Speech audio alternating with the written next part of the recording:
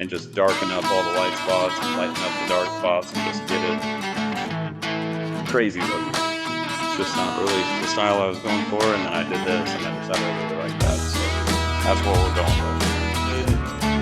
Technique with the different stencils. And here we go. If you like it, leave a comment what you like. If you hate it, call me a dummy in the comments. So I think it turned out good, and it's my rifle, so that's all that matters. So enjoy. What's going on, YouTube? Welcome back to the channel.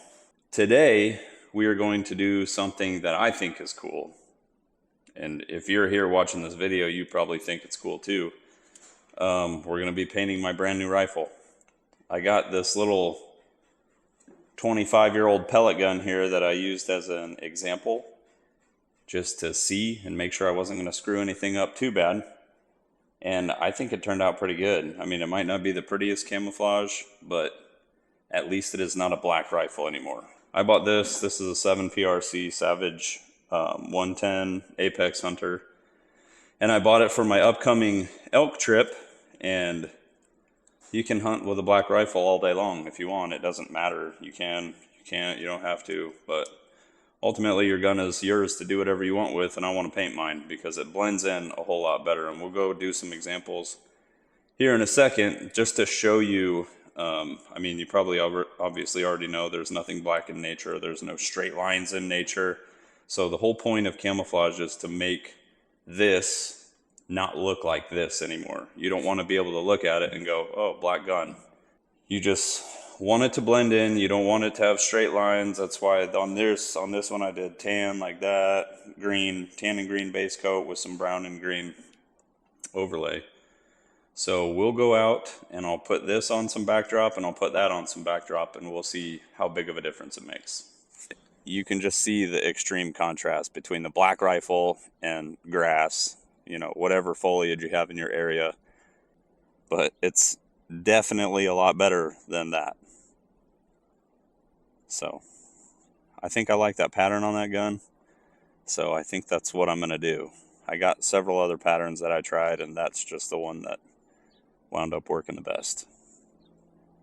All right, we're back. So there's some things to think about before you go and start rattle cannon your expensive rifle. The first thing to think about is, do I have everything taped up correctly? Do I have everything taped up fully?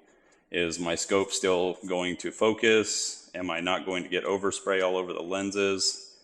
You know, trigger little holes in your gun. You don't want paint all up in your action. So everything else is pretty much safe to paint as long as you're okay with it. The other thing is going to be being okay with it if it doesn't turn out great.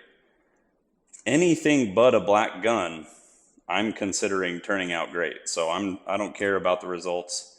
If I can throw it in the grass and see it a lot less than I can see a black gun, then I'm fine with that. So if you're okay with that, then I guess proceed, but just make sure you're okay with that, because a gun is a hefty investment for a lot of people. So, you know, you don't want to look in your safe every time and just go, ugh, that thing is stupid looking. So I know I'm not going to do that. It'll look okay no matter what. So what I have decided to do is start with a green. I bought this stuff here, camouflage spray paint by Magic. It turned out pretty good on my old pellet gun there, so I'm going to go ahead and use it. It's 100 degrees and humid out here, so the paint dries pretty quick. So I'm going to throw the base coat on it and then come back with these stencils. And these are the stencils, Cryptek-ish snake pattern. And then it came with like a old school camo pattern. And then zebra, you know, zebra tiger pattern if you're into that. More Cryptek-y looking stuff. And then also some like, if you wanted to use that old school camo with like this, just little small random shapes. And then there's another one that's a little bit bigger random shapes to use with that smaller one. This is the one we're going to use. It's kind of like old school camo mixed with little hex grid pattern, and I think that is what winds up looking the best, especially when you do a green base coat with tan, and then, you know, tan over that, and then brown, and just darken up all the light spots and lighten up the dark spots and just get it crazy looking, you know. Came with a digi pattern and then also like a bigger hex pattern if you want to do that, but we're just going to use the one because out of everything that I did, that's the one that I decided I liked the best. These are the patterns that I did. So I did this one and I thought it turned out okay looking. I did that one. I thought that kind of looks like toy camouflage that they would put on toy guns. And then this is what that Cryptek stuff winds up looking like, with like a tan base coat and then brown and then green. I didn't really like that, but that would probably blend in pretty good.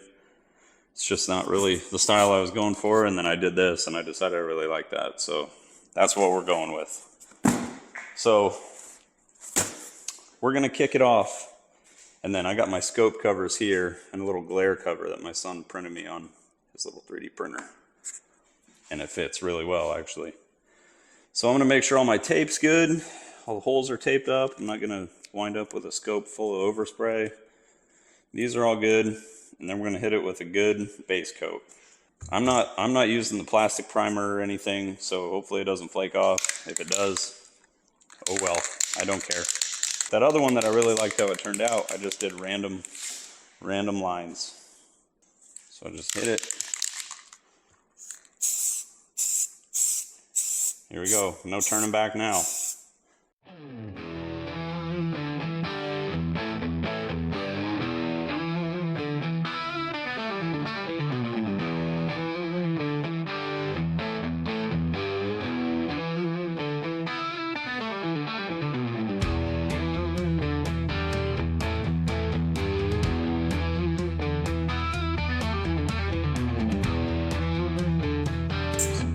Top like this.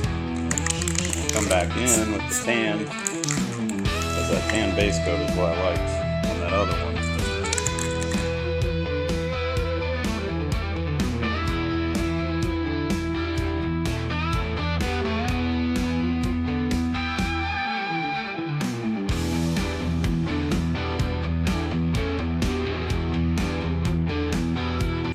And it doesn't matter if you got a crazy pattern in mind. None of that matters at all. So, just with that, I think that's pretty cool looking, and it's definitely better than a black rifle, so we're ahead of the game already. Alright, well, I'm pretty happy with it so far. I think it looks good. We got most of the black taken care of. I'll probably flip it up and do it on the bottom a little bit. I'll probably just do the bottom green, honestly, to alleviate any pains that might come with doing something crazy down there. And I'm gonna let this dry, and then we'll come back to it. We'll start spraying some stencil. I just realized that the entire time I was painting this gun, my microphone was turned off. So that's my rookie mistake, I guess, but it's still got all the video footage. You can still see it painting, so I guess all the chitter chatter that I was doing while I was doing it is not going to be caught. So I'll just put it to some nice music and some extreme fast forward, and this will be an even shorter video than I thought.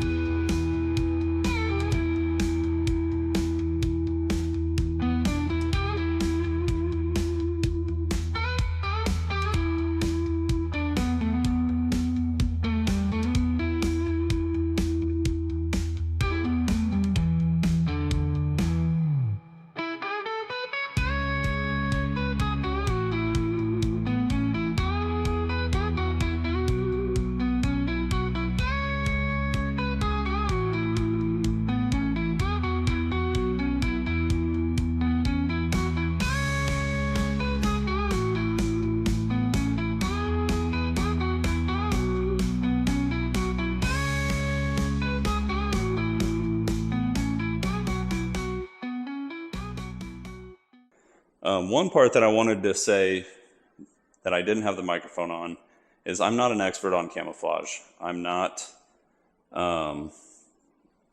it's never been something that I've worried too much about. I buy mostly Badlands camouflage, but I've had, whatever, mossy oak, breakup, real tree, whatever. It all does the same thing. All it's trying to do is make something not look like what it is. And that's all this camo is doing. And what I did say was one of my buddies is an expert on camouflage. I was in the Marine Corps with him, and he got out and he started this camouflage business called Gila Conceal. And it's the most amazing camouflage that I've ever seen. If there was somebody who understands what camouflage is for and how to do good camouflage, it's him.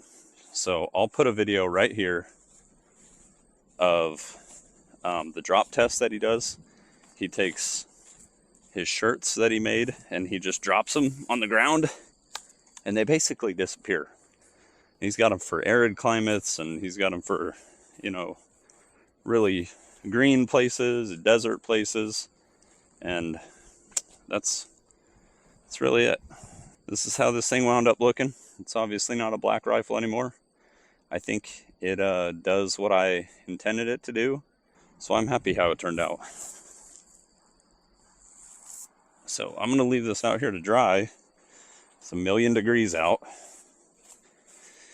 And that's that. That sucks that I didn't realize that my microphone was turned off, but you get the gist of it. So thanks for watching. I'll do better next time. And everyone go paint your rifles.